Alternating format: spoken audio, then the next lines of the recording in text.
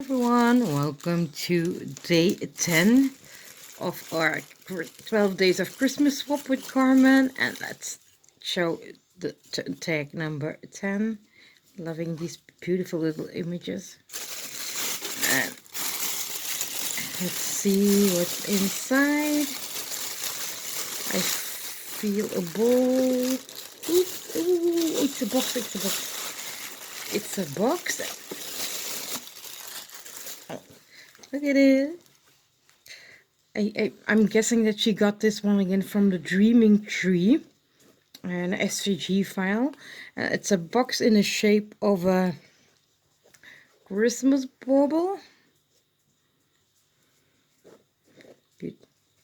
Loving the stars, glitter and foil paper, and open. Yummy, yummy. Look at this. Ooh, that's dangerous. And what's inside? Another pair of cute Christmas socks. Love it. That's my size 35.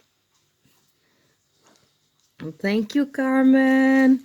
These won't stay that long in the box, I'm afraid, because these are also my hubby's. These are also my hubby's favorite, and I'm gonna show you these adorable little Christmas socks again.